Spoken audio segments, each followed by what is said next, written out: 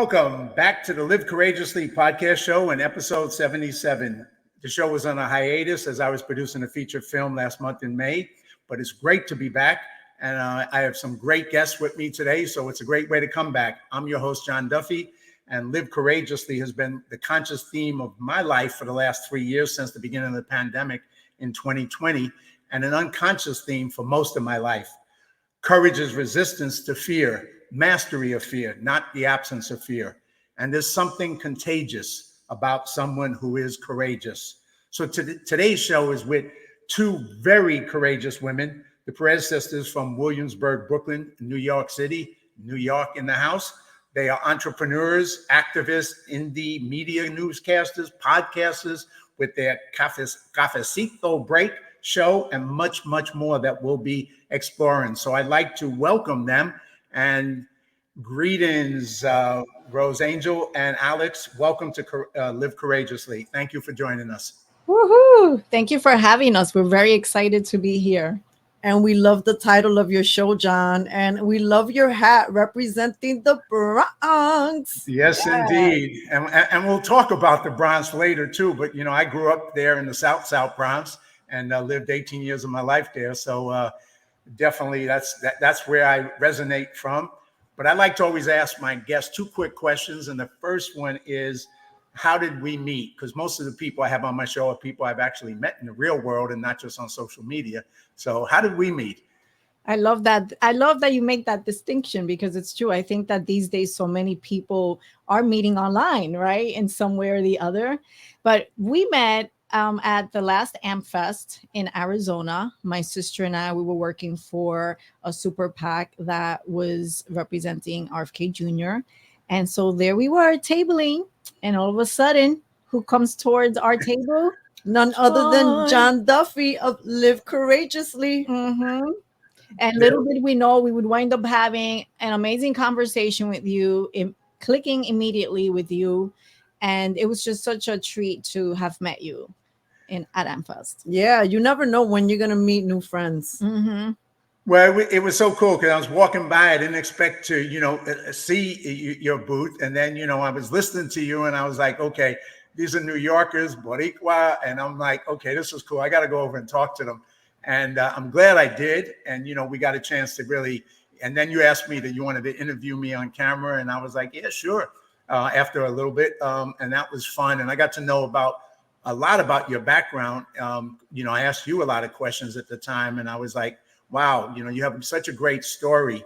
And before we get into that story, because I want you to share that story of, all the things that you do, because you got such an amazing energy and range of activities. But I also would like to ask the second question, which was, what does Live Courageously mean to both of you? That question. Live courageously. Well, I think for me is standing in a bold, truthful place, especially in moments where you might be in an environment that may frown upon what you might want to say or convey. Mm-hmm. And many people experience that within their family, right? Or it could be as simple as your parents want you to be the future doctor of America and you have an artist's heart and you want to be, pick up the guitar, and you have to be courageous to stand and live your music, which is something that is one of the core foundation messages of our brand, Cafecito Break, is live your music. How are you living your music day to day? And being music, meaning that you are trying your best to be refined like an instrument, because there's a lot of when music isn't fine-tuned, it can hurt, right? And sometimes in this human dynamic and chaotic world, there's a lot of distortion. A lot. There's a lot to unpack there. You put a lot into that little bit of explanation for sure. For me, it's, well, basically everything you just said. I was just going to express it in a different way. For me, it's really being able to understand and to be able to live not just your life, but create a life in your authenticity. And a lot of it goes hand in hand to what she was saying. When you are living from that place of truth, that will put you in a lot of uncomfortable situations, because the reality is that the moment we're born into this world, something or someone's always trying to tell us what to do, right? Like, and it doesn't always come from a bad place, right? But families raising you to be a certain way, culture, religion, and it can be very confusing to even understand what your authenticity is. Who are you? Let alone then be able to carry it out. So I feel like part of this process in being able to live courageously is also taking and making the time to understand, like, who are you? Like, who is Alex? Who am I? And always remembering that we're constantly evolving. So, who the Alex that I was 5 years ago versus the way I am today, it's like two different women, and being able to adapt accordingly. Mm-hmm. Well, we're going to go even deeper. Uh-oh. One of the things I find interesting is the people I meet. I always say, it's almost like there's a reason I meet them and I connect with them. And when I met you, you didn't know my background. I didn't know your background. But when you told me about Williamsburg, I was like, okay, this is fascinating. Because many, many years ago, in another lifetime, when I was a different person, like you're saying, Alex, here's a picture of me with a group in the north side. Oh wow, the fires. The People's Firehouse. The People's Firehouse. And I was a community and tenant organizer with the People's Firehouse and worked with folks down in Greenpoint, down in Williamsburg. So to connect with, you two from Williamsburg, it just kind of like, it was like a flashback. It took me back to that part of my life that had, passed and, I moved on with, but was good times. It was still good times. And I learned a lot in that experience. But tell us about your lives, because you grew up in Williamsburg. I know Williamsburg. Most people don't. It's changed a lot from when I was there doing the stuff I was doing. But tell us a little bit about, your background, your journey, what you did and what takes you to today. So let's go deeper into both of your lives. I would like to say that there's a further connection with the People's Firehouse, because there is a activist group called Berry Street Alliance, and they do community organizing out of the People's Firehouse. And they've been very active ever since like the Open Streets program happened in, like, for example, New York City, where during 2020, for the sake of social distancing, they opened up certain streets and blocked it to traffic. And let's just say that through a lot of community organizing efforts and shortcuts, they've been able to permanently close streets that are creating sort of like a chaos in the neighborhood. So I think it's very interesting. So we keep paying attention to the movements of Berry Street Alliance, because they're starting to just see how some of these woke policies that are being pushed and implemented in our streets sometimes are not really working in day to day. For example, when an emergency vehicle needs to drop off near there, or when somebody's disabled and they need to be picked up, now you've closed the street to traffic. It's a little example of what connects my sister and I to this neighborhood since we were little peanuts, which we always had a connection to Black parties, elected officials, people, local people being together, moving together in a sense to improve the community and also to celebrate. That's true. Yeah, well, when we were there, it was around the founding of it. Another program that I headed up for the People's Firehouse was an arson prevention program, because at that time, arson was a big thing in those neighborhoods, in Williamsburg in particular, as same as my neighborhood, the South Bronx. And the fire department had a program, Red Caps, which they had arson prevention specialists. And we used to use that to go into the community to organize to prevent arson from burning down buildings. And it was coming from different directions. But like you said, a lot of times people, with the woke stuff, they have good intentions, but intentions don't do anything if they have bad results. And that's the problem. And I think, growing up in the South Bronx, I saw all the years of great intentions that led to the opposite results all the time. And I think that's a little bit of what you're kind of hinting at with, some of the stuff with Berry Street and the closing down. But go ahead, go a little further. Tell us a little bit more about your background and growing up in the neighborhood, and how did you evolve to be entrepreneurs and to be activists? How did you turn into this? Well, let's go way back to the beginning. Let's go to the for a Wayback minute. Machines. to what Williamsburg was for us. Back in the day, Williamsburg was definitely not a neighborhood that was as known, and all right. This was everywhere. It was mostly Puerto Rican and Black community, at least at this particular part of the neighborhood.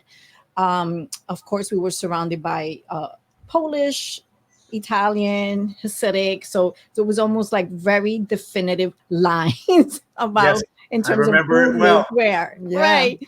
And people that did know of your neighborhood or did recognize the name usually associated that name with negative things. I mean, I remember being in high school, and when people would ask me, "Hey, where are you from?" And I'm like, "Oh, I'm from Williamsburg." They're like, "Are you always ducking bullets and stuff?" And so, fast forward to today, where it's been so gentrified, and it's almost like night and day. But we did grow up in this community, and yes, it was pretty poor, and yes, it didn't have the best aspects in terms of, there was definitely gangs, and there was definitely crime and drugs, but there was also a lot of family. There was also a lot of community, and when you know a space to be your home, you don't know anything to compare it to. So you love your home. And we loved growing up in Williamsburg, and we were so blessed to actually have experienced Williamsburg during a time where community was actually so tight, and where families were that type of those family and community was prioritized differently than maybe what you see today. Everybody knew each other. And also our family members, just so you could understand where the entrepreneur part comes, our uncles and our father, they were entrepreneurs. They had little businesses. And so we saw our dad, even though he was an on and off welder, but there were certain seasons where he had a couple of businesses, I think maybe 3 that I remember. Yeah. And our uncle too, our uncle always had bodegas, right? And so we grew up seeing our relatives try their hand at entrepreneurship, even though we didn't quite understand it. And even though there wasn't like this roadmap, like, hey, daughter, or hey, niece, when you grow up, you might want to be an entrepreneur, look into being in those conversations never happened. Never. We were still having those conversations of save your money and put it under the mattress. Yes, correct. And also, just so you know, we are first generation born here. So our parents did migrate here from Puerto Rico. Well, it's kind of fascinating because what you're saying, the things you're saying, because I grew up, my family emigrated from Ireland. So I'm first generation American as well. And the neighborhood, I grew up in the South Bronx. When I grew up, we were the only Irish American family. All my friends were Puerto Rican and Black. So I was like the outsider, but not for long. I mean, I quickly adapted to everything. And like you mentioned, last weekend was the Puerto Rican parade, which to me as a kid, the 2 best parades was the Irish parade and the Puerto Rican parade. Those were without a doubt the New York's greatest parades. So I grew up in that thing. I mean, like you said, it was community. I mean, it was a poor neighborhood in the Bronx, South Bronx, but we had friends, we had family, everybody looked out for each other. So, when you look back on it, I look back on my life, and I dropped out of high school when I was 15, but I say, I was lucky because I had all these great friends and all these great people that made me who I am. So people who don't live in it don't understand there's that side, not just the negative side. There's all the positive side as well that you experienced growing up before the neighborhood changed. Yeah. Yeah, it helps you build resilience because you experience all of those difficult moments every day in those settings is truly an adventure. And unfortunately, the circumstances of all the migration that we've had, that we've been unprepared to receive in New York in the last few years, has kind of given a vibe of that time, with the exception of the community lookout. You could be falling in the street and people will walk over you or record you first. Somebody could be beating you up. People will be record you first and maybe think about calling someone to help you. Maybe. Maybe they might forget. Wow. That's the difference between today and yesterday. And I say yesterday, yesterdays, right? Right. You know, because in those days it wasn't like that. You had the lookout, you had the people taking care of each other. You had, you know, and everywhere, everybody kind of knew each other. You know, you played street games together. There was more of a sense of community. And that's definitely missing today. You know, I want to get into your, and there's so much to cover, and I'm going to do my best to cover as much of it because you've done so much, but your, you know, entrepreneurial stuff, maybe start there. And then we're going to jump into the activism, you know, that led you to both that, me meeting you at that RFK PAC, and also your work dealing with the COVID and the vaccine mandates and all the stuff that you did in New York around that. There's just so much to hear about from the two of you. But, you know, start a little bit with the entrepreneurial stuff, and then we'll pivot to the activism stuff. I mean, there is so much to unpack. I think that a pivotal moment was when our dad passed away. A few years before he passed away, he would hear my sister and I think my sister and I, we didn't realize we were already beginning our entrepreneur journey, but like the pre-me stage, before you know what you're doing. Because we always had a fascination with learning, right? So as even though we may have been in different settings, in different paths, because there were a lot of like different moments where we were not really in parallel, but we always were learning. So maybe we'd go to learn have a course on aromatherapy or herbalism, and my father would hear that those conversations. Our father was a big dreamer, so one day he said, when are we going to open a Botanica, which, you know, is like the name of the old school spots that people would go for like spiritual like consults. So when we had an opportunity, he had already passed at this point, to have a tiny business in Williamsburg. We named it Botanica, but with the L, botanical, botanical. The L we added for love, because we wanted to keep and sort of like honor the idea of having a place to go for spiritual wisdom, but we wanted to create it in the way that felt organic for us. And all of it was rooted in the fact that my sister and I knew, and that we grew up in this amazing time where people knew how to care for each other lovingly and look out in a community setting, and we were witnessing a loss of that. And we knew that we were lucky enough to have each other and our friends, and we kept meeting people in the city from all ages who were so lonely. And we're talking about, this is what, like 20 after 2009, because our dad died in 2009. So a lot. So I would say it was most definitely rooted in this passion of understanding that there was this need that needed to be met, and we wanted to definitely be a part of that. And that was, people do need community, and it needs to exist from a variety of different components. At that point in our life, when we were focused in more of a spiritual, we were more spiritually focused, our space attracted a lot of people kind of going through those transformations. And as we all know, it doesn't matter what transformation you're going through. Usually when you're going through deep transformation, it can be such a lonely experience. And a lot of what you go through, you have to do on your own, right? It's your inner journey. However, we also understood the importance of what it's like when you have people in your life that can be that ear or be that foundation for you, or even mentorship in some capacity or the other. So, those were kind of our initial roots in terms of our brick and mortar. And we were there within the space for about 9 years. Wow. And we unfortunately, being a small business anywhere has its challenges, and even more so in a place like the city, New York City, which is so expensive. But at the end of the day, COVID years really just, was that last, really did us in, and we had to close, which was an incredibly bittersweet experience for us, because we were like, wow, during a time where people are so isolated, so lonely, so overwhelmed, there's this chronic mental disease happening all over the world, And and people are looking and people are needing the looking connection. exactly more than ever. And now a physical brick and mortar has to close down. It was not an easy thing No.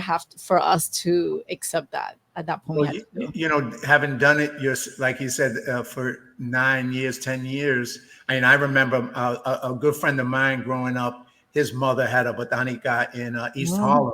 Oh, wow. And I remember she used to make the statues in their basement apartment, and we used to watch her, like, do the making of some of the statues and creating some of the product that she would have in her Botanica. And so it was, and she was like someone where people would come to, like you're saying, for connection, for, spiritualism, something to give them something to believe in, some hope, something positive, and it meant so much to a lot of people in the neighborhood who were going through stuff. So, I can relate to hearing that, what you're saying. So when you had to close and you had to make that change, how did you deal with, obviously it was affected you, because at a time that it was needed more than ever, you had to not do it. And so then what did you do, the two of you? How did you transition? How did you get involved in all the stuff that you did get involved in? Why? What was your beliefs about it that got you to pivot into who you are and what you've been doing for the last couple of years? Well, we've been wearing double hats in double industries for a while, because what we omitted in the beginning to mention is that at one point in another life, my sister was working at VH1 Save the Music, and I was working at VH1 Networks.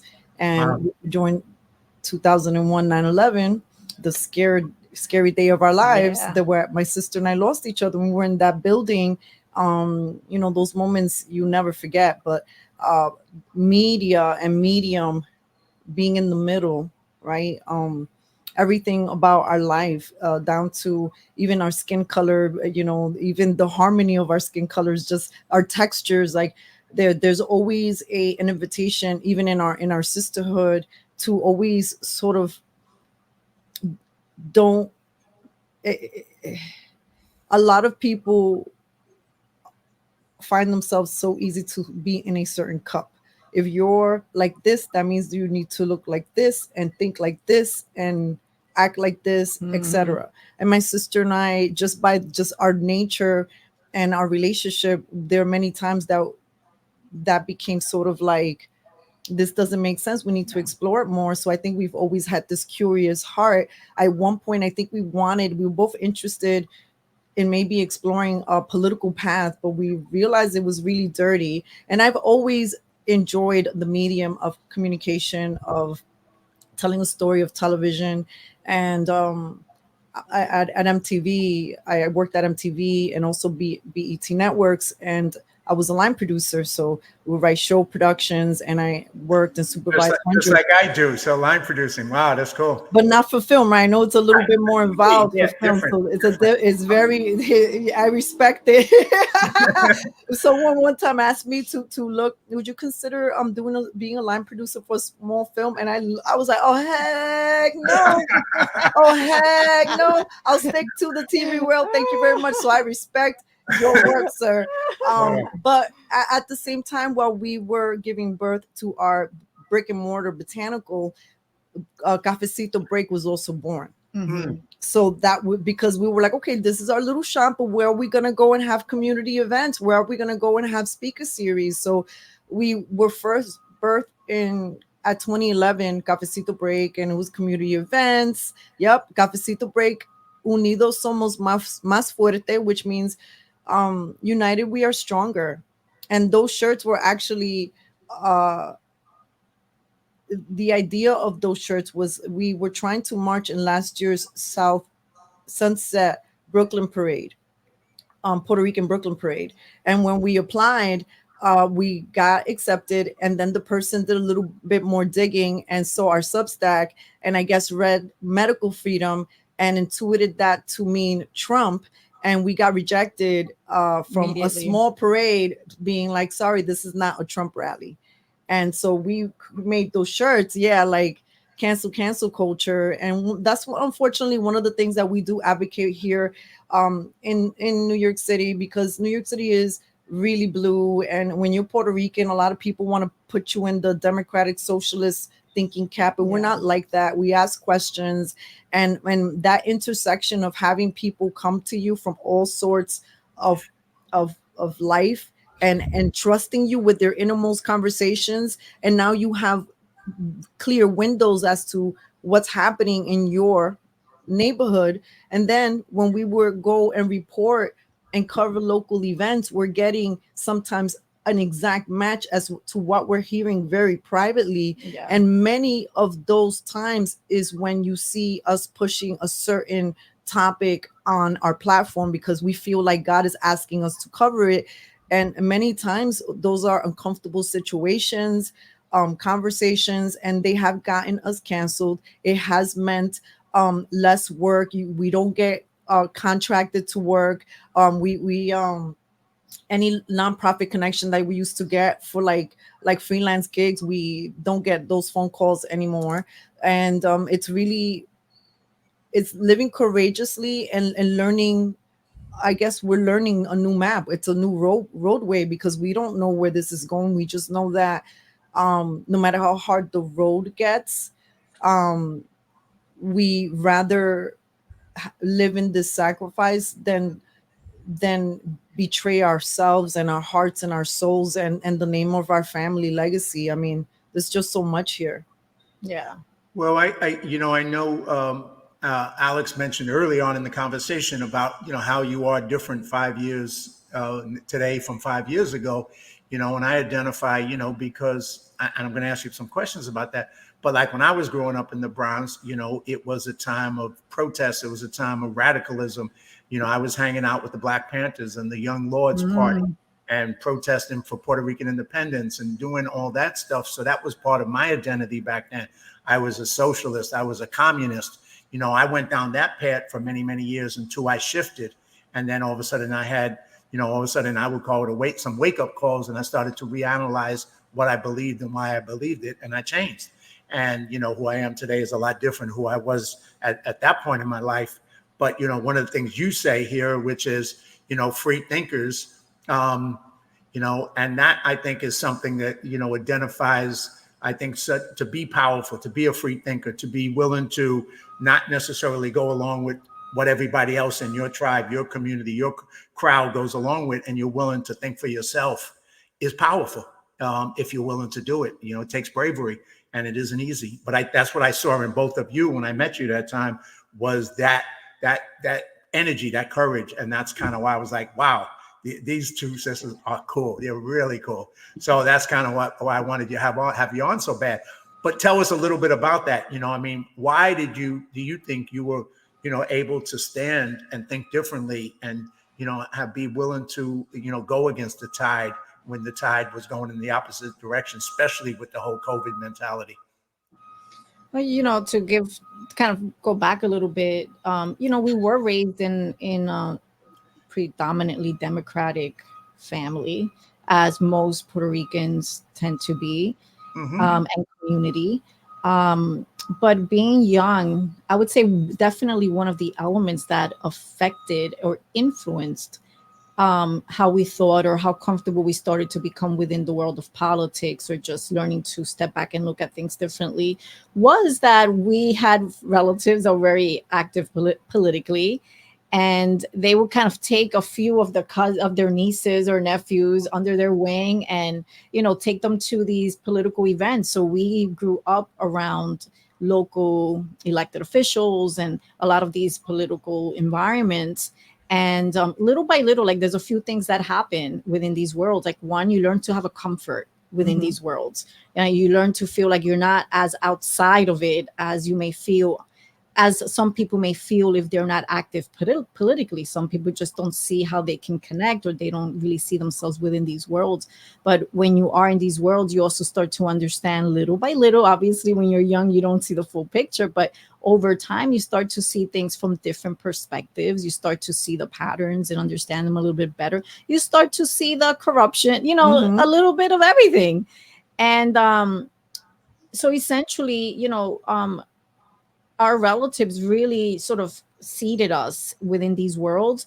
And individually, even though, like my sister had said, there were the times in our life where we literally went down different paths, but we were both very active politically, like college, afterwards, but in different areas. And honestly, experience was another major teaching tool, because every world that you went into, you had to understand the way that chessboard is played. And little by little, you start to understand that, yeah, there are rhythms and patterns to things, usually rhythms and patterns to people. But the more worlds and communities that you tend to be a part of, the more your perspectives grow, and the more your awareness as well grows. And I feel that another blessing that we had is that we not only were invited to different worlds, but we sought out different worlds and communities, just even based off of interest, right? Things that we were interested in. And within all of these worlds, just learning different ways of thinking, different schools of thought, and being open to it. I think part of it, to be honest, we have some particular wiring that we were born with, because when we look at our family, sometimes we're like, how come we think like this? Because I will tell you, John, we have a younger brother who's a whole other generation from us. He's he was the surprise baby, and he's very similar.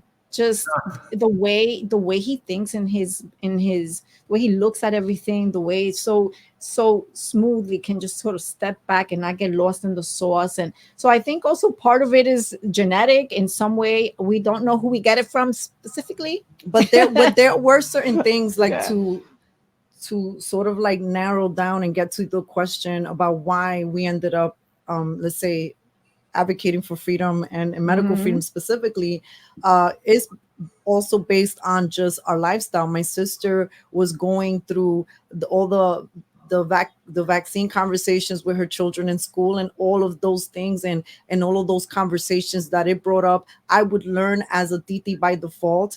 Then as we were going through our podcast, one thing that I forgot to mention, because we're all wearing so many hats here, is that we picked up in our learnings different certifications, so that when we meet with people, we would be able to reach into different skill sets. So maybe we studied Reiki, we studied a little sound healing, we studied herbalism.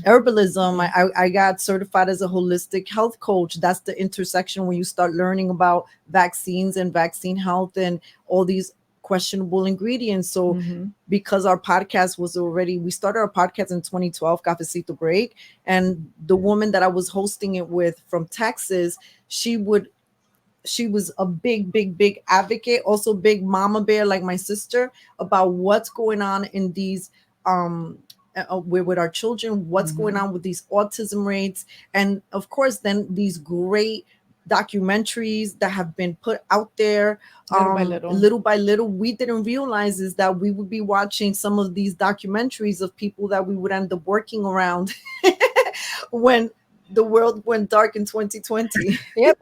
Because John, if I tell you the truth, the first time that I had ever really stopped to look at RFK Jr., to really hear what he was saying, was when my children were younger, and I was knee deep in this, it was so overwhelming, because here I'm thinking, well, they're my children. Shouldn't I decide what they should or should not put into their body? And all of a sudden the schools were like, well, no, you can't decide. We decide for you. And I was having such a tantrum. To this day, just gets me so mad, because everything in my body, all my cells were like, this is not okay. This is not normal. But here was RFK Jr. He would come out and always, he was so inquisitive. He was sharing these other perspectives, and of course also heavily censored.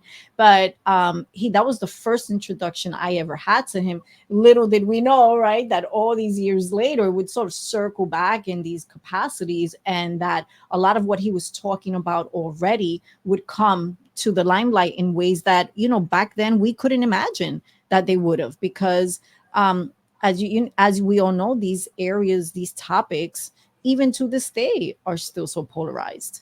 So back then, even more. And it's almost humbling. You sort of kick back and you're like, wow. So now we're over here getting censored because we're challenging our community members. Like, come on, do you really want to throw away Goya products? This is suspicious to me that all of a sudden now you want to throw away Goya products and it's a pandemic. How come you didn't, have this great idea about advocating alternative Goya products before? Maybe some of you have Trump derangement syndrome. Oh, why did we say that? That was like, what? To this day, people were like, they would celebrate every single time that Instagram took down our channel. And why was Instagram taking down our channels? Because as we explained for so long, we love our community and we've been around the politicians. So obviously when you start creating stuff, you start creating things that you are familiar with. So a lot of our conversations and things that we cover about Cafecito Break really comes down to what's happening right in front of you. Yeah. And why? Because there's a lot of simple things that are getting in the way of having the most amazing relationship you can with another human being. And those things that get in the way, where sometimes people are so afraid to come out of their box a little bit and explore. For us, it was a beautiful experience for American values to trust us to go to AmFest, which was is considered like the unofficial almost RNC, right? And a big Trump conservative values. And it's like all Trump. And people who knew that we were gonna take this trip, they were looking at us like, are you crazy? Like, why? And in my mind, I'm like, but isn't this the message of RFK? He's challenging us, the Americans, so to be in these different places and be okay with being in what would be quote unquote contrast settings. Now, one of the things that came out as an epiphany for some people when that trip manifested is that a surprise was that we had such a successful time at AmFest, right? And I think it's because people want to have more conversation. Unfortunately, we don't think that if we did that same thing at a Democratic anything, I don't think that we would have that same sort of welcoming, that same sort of reception, that same sort of greeting. I mean, we've been at bars and we've gotten frozen out by people who even see a little hat. Oh, you're voting for that quack? And I'm like, nobody is saying anything. I'm supporting the fact that he's running for president because he has a lot of things that I think the American public could benefit from hearing. Well, I'm going to jump on a bunch of those things real quick with you. It's just so much to cover because,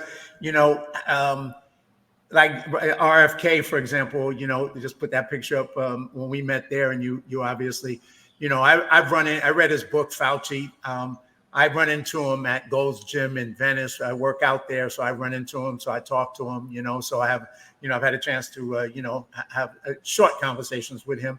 But, one of the things that is, you mentioned earlier about being learners. You were both learners. And I think that's part of the fact that you question and think that unfortunately a lot of people don't.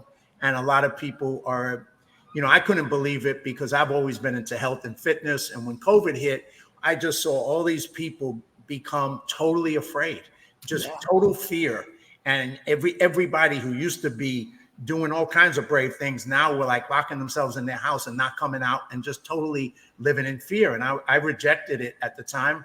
And luckily I had went to a motivational event right before it hit called Unstoppable. And we were all like-minded people. And we're like, this ain't stopping us. We're going to go out there even stronger into the world. We're not going to, let this virus, can we get the virus? Yes. Is it real? Yes. Can we get sick? Yes. But so what? That should not stop us from living. That shouldn't prevent you from being brave. So that's kind of what we did. And that's kind of what you did. But, and it just blew my mind because when, I was on the left and 9/11 changed me. And then I look at people and they're just afraid to have conversations with people who disagree with them on anything. And I'm like, wow, that's just pure cowardice in my opinion, because I can talk to anybody no matter what their position, left, green, right, conservative, libertarian, who cares? You got a different opinion. Let's have a conversation. Let me see what I can learn, and let's treat each other with respect. What's so hard about that? But people can't do that anymore. They just can't do it. Or so many people. I can't say people can't. A lot of people can't. There's a whole group of people that can, and those are the ones that, the circles we want to be in, I believe, and that you're in, is that we're brave enough to have those conversations. Come on, bring it on. What's the fear? Let's do it. Let's do it. Yeah, 100%. It's sad. It almost feels like it's becoming this lost art, And it's so much fun because you never know what world and adventure can open up when you allow yourself to meet someone that you may never meet in any other setting.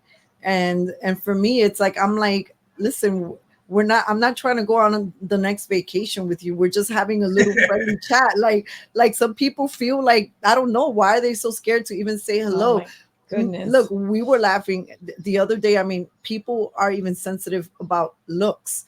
The other day I went to my favorite pizza spot and I was just looking off to this, to just, when you're like staring off into space, but I was actually in line of sight of somebody, a young person who was, I guess, sitting down.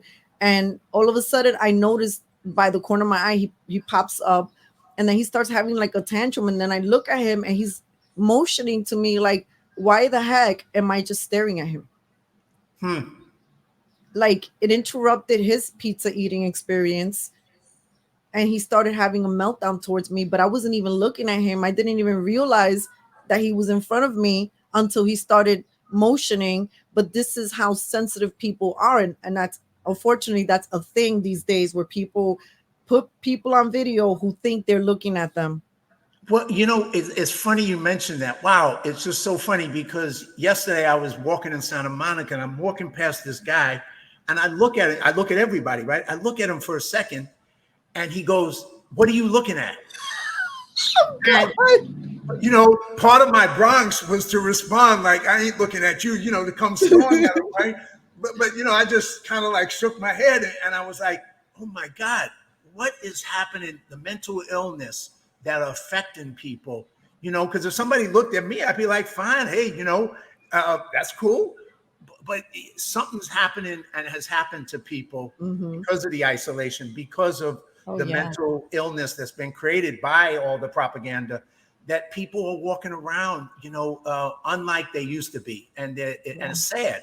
It's just really sad to see because you go, man, you almost go, what's going on in your life? And you have to be like that. It's just wrong. It's horrible. But I it literally feels like a new set of humans have emerged. And you're coexisting on the same planet, and you're sort of feeling like a little bit more like, I don't know, like you're in your norm, but then all of a sudden you're surrounded by folks that are just wired so differently now, like even just down to their mannerisms. People are having a harder time looking at you in the eye. Like you all are saying now, great examples of you can't even, God forbid, your eyes meet, that's a trigger now. Conversation, even just the spacing. I mean, the truth is that, and I kind of feel like a lot of these things were being seeded even before COVID, in especially with the onset of like social media and more of a digitized world. I feel like we were already sort of being shifted into more of an isolation, independent space.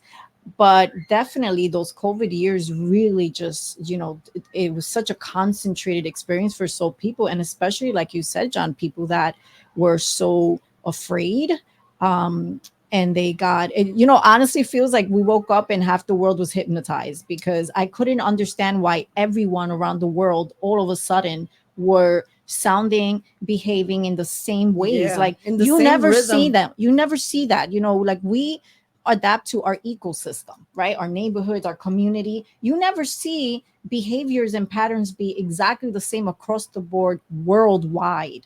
That was so unnatural. So much of what we've all lived and witnessed has been unnatural. In what capacities and to what levels, we may never truly know. Yeah, it But felt demonic yeah, sometimes. but you Well, got to trust yourself. I like you said, I think that's a good word, hypnotized. It was a like global hypnotism that was mind-boggling because I live in an area, Santa Monica, where people were like not they're been into natural health all their life. They wouldn't eat anything that was unnatural. They wouldn't take anything that was unnatural. Then overnight they went from that to the opposite, and it was like now they were true believers in big pharma. And give me the needle and give me more needles and give me more needles. And you're going, whoa, whoa, whoa. If before I ate something unnatural, you would have been screaming at me. And now you're the opposite person, total opposite person overnight. It makes no sense. We're still trying to figure it out. I mean, it definitely has been the great 2020 awakening when you look back, because being grounded woke a lot of people up to what we were maybe too busy to look at.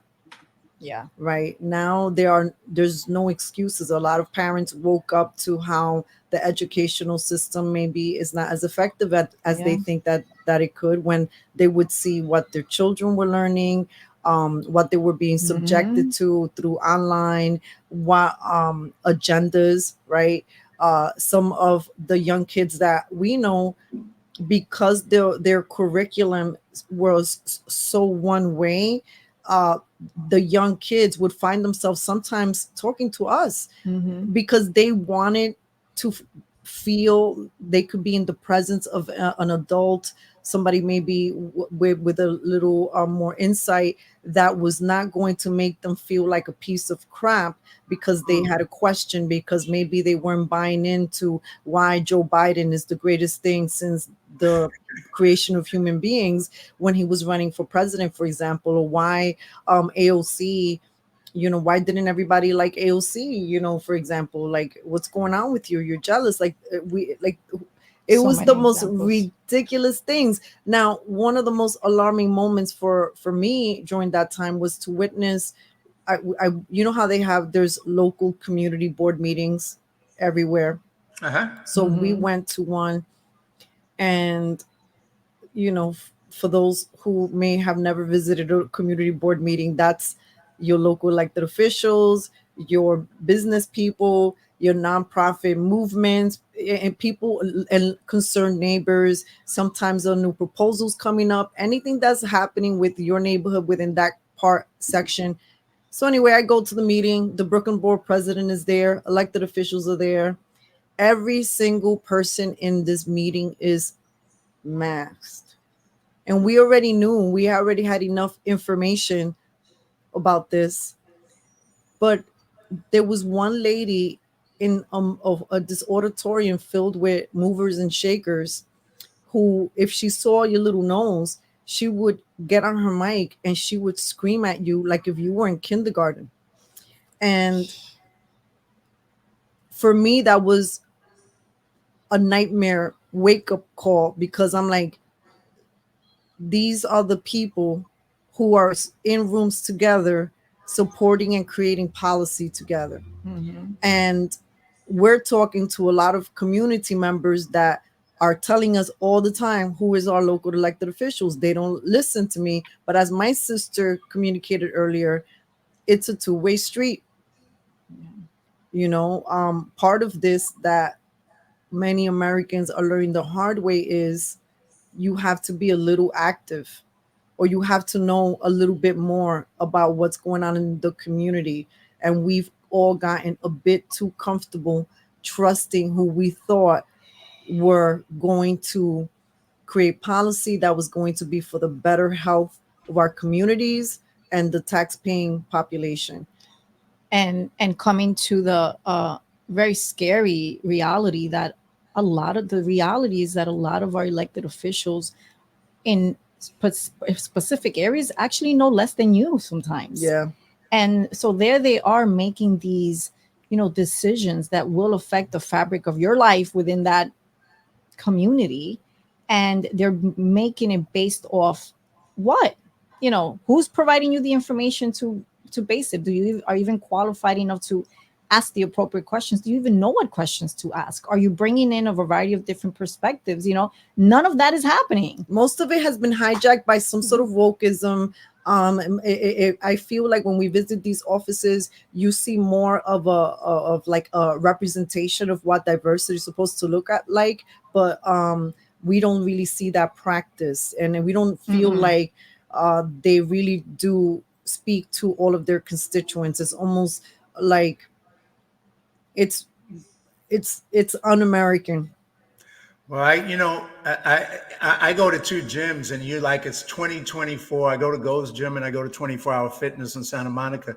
And in 24 Hour Fitness, like the other day, so many people have masks on. And I was just like, you're in the gym in 2024 exercising and you're still wearing a mask. And it gets back to that word, hypnotized. You got to be hypnotized, because if you did any research, any logical thinking, you would realize that it makes no sense. It doesn't work. It doesn't protect you. It's totally useless. If anything, it's counterproductive. And if you're exercising, it's probably worse for you. So all the negatives of it and no positives, and you're still doing it anyway. And you go, but when people get hypnotized, they stay hypnotized unless someone breaks them out of the hypnotism. But the good side is that in negatives come good. You talked about 9/11. That was a horrible moment in our lives, but good came out of that.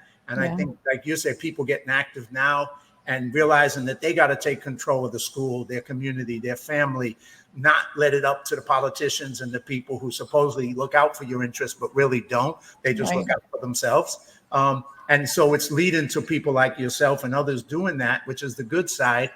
The hard thing is, like, I think like you said, with your Botanica, have an L at the end, remembering, I have to remember too, it's like trying to keep that word of love in, and sometimes, especially with people we disagree with, finding a way to still, remember to love, not lose that, because it's so easy to be put into that reality that we tend to act the way everybody else is acting, and we shouldn't.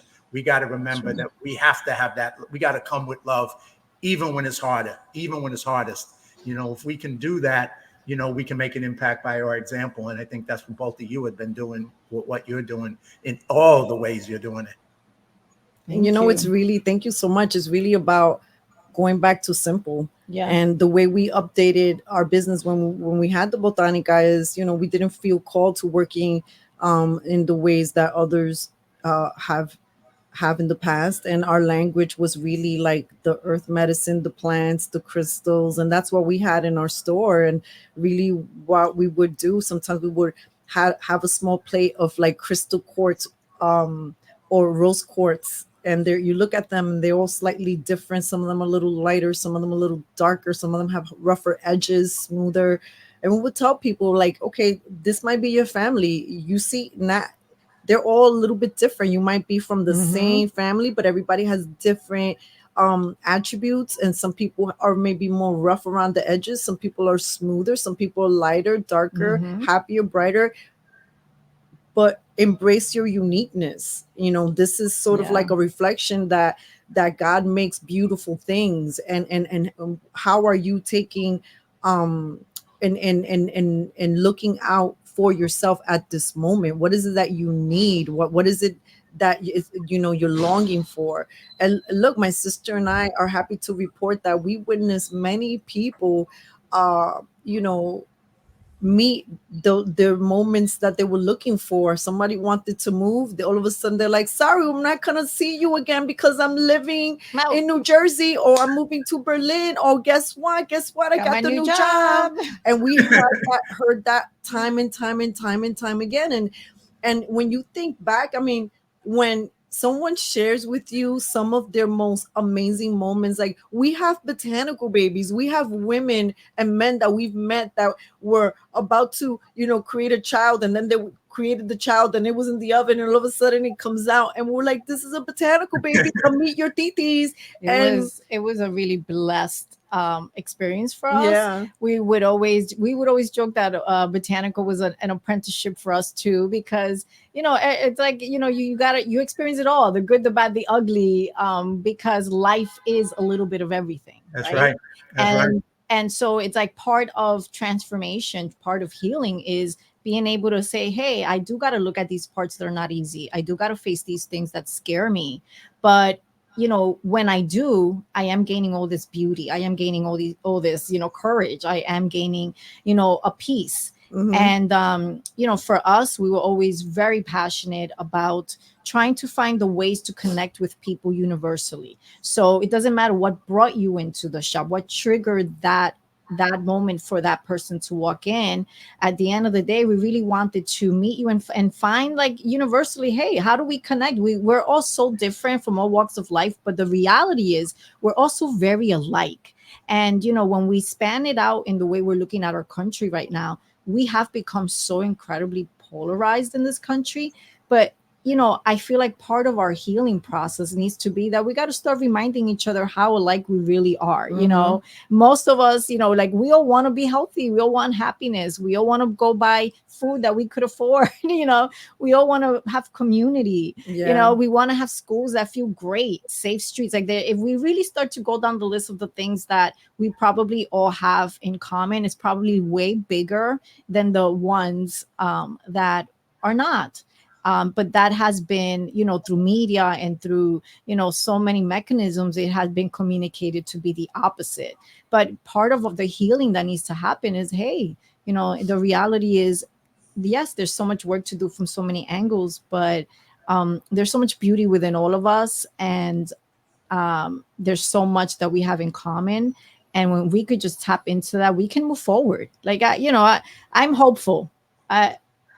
Well, I'm optimistic too. I mean, I know, we're divided, and there is a constant attempt to divide further because the media does it, the media pushes it, and people in power push it. People in power all over the world push it, and it's not just, left versus right, because, you said average folks have more in common than differences. Yeah, we disagree on this and that. I may be a business person, you're an artist, you play music, I work in a bank, whatever the things are, we're different, but we have a lot in common. We got families, we got communities, we got, we want to make a better life for ourselves and our families. All that is in common. What do we disagree on? Well, we disagree on stuff. So what?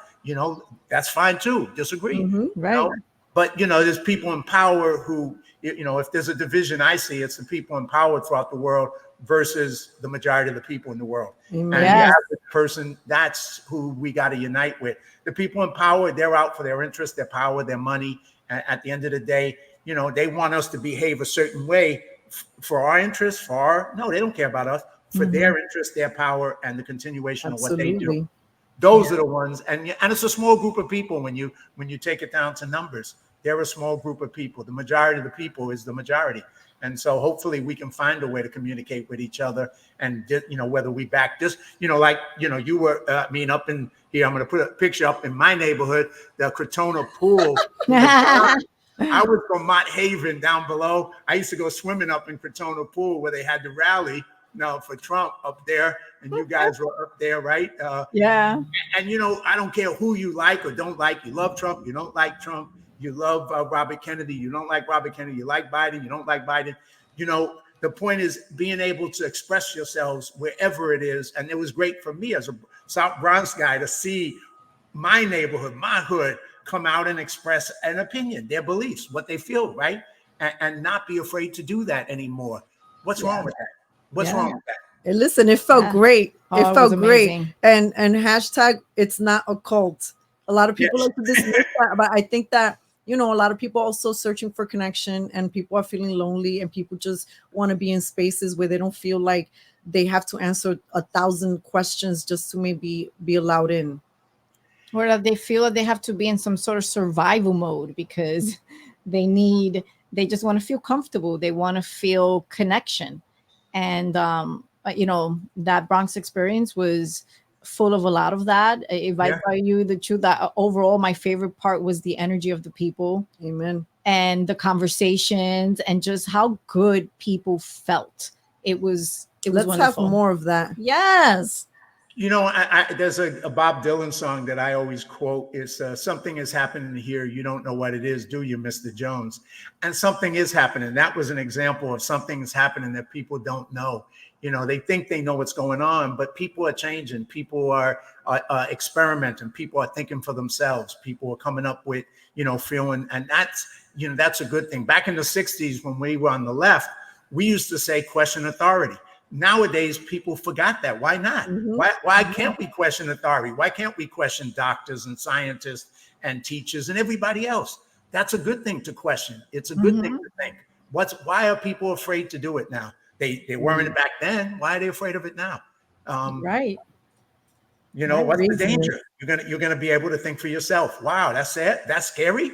Come on now. I know they're going after hate speech now, and some people get surprise visits by cops for making memes and stuff like that. Insanity. And we Insanity. make memes, so we hope that we're not on any lists. Yeah. But I think we got to encourage that to have that spirit, that bravery. I always was a rebel. I was a rebel when I was on the left. Now I'm on the right. I'm still a rebel. I'm just that person who always questions. Tell me let's do this, I'm going to go, well, maybe, but why? Right. It's like, I'm going to ask that why question. You're gonna and then figure maybe it out. I'll agree with you. I'll say, yeah, maybe. It feels, I love it because it gives me, some people, ask me like, do you feel like you're wasting your time? Like, why are you even, being involved in these community efforts? Things are the way they are. The control system is the way that it is. In my mind, I'm like, if I don't wake up and have anything to live for or look for or have a purpose, what am I going to do? Be like a plop at home? Like, look, even if this is a crazy dream and I can't do anything about it, I'm still going to enjoy myself as much as I can with the people that are here on this planet with me.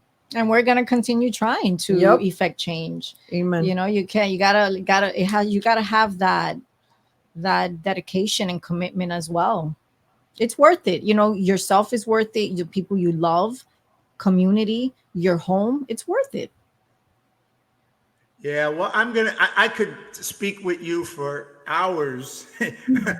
for sure. We could go for hours. We're kind of at that hour point already, 1 hour. So I would like you to kind of sum up anything you want to say, how people can contact you. I'm putting up your Cafecito Break at .org. It's also on X. You're on Facebook. You're on Instagram. You're everywhere. I would recommend people come check out your stuff, check out your podcast, check out all the amazing stuff that you're doing. But let me let you guys close and tell us anything you would like to share with us as we wrap up. And once again, I've really enjoyed it, and I could talk for hours with you, and we haven't even begun to touch the surface. So, well, thank you so hopefully much. this is just part one of many conversations to come. Thank you to you and your audience for extending this beautiful, warm invitation to the Perez Sisters. You can find us everywhere on Cafecito Break. Cafecito Break is really where we're reporting boots on the ground stuff, things that are happening in New York, things that have to do with medical freedom, censorship. We also do have a brand new YouTube channel called Crystal Sage Wisdom. And I think that's sort of like our botanical 2.0. Yeah. In which we talk about the inner journey, and we have sister conversations outside in Williamsburg, Brooklyn, like in a different cafe every week that we produce it. Listen, it's in our nature to want to connect with people. And my sister and I have been, every single time we meet someone, we're always like, you're part of the family. So, thank you so much to the Live Courageous family, to you, John. We've had an amazing time getting to know each other better, and we look forward to the next one.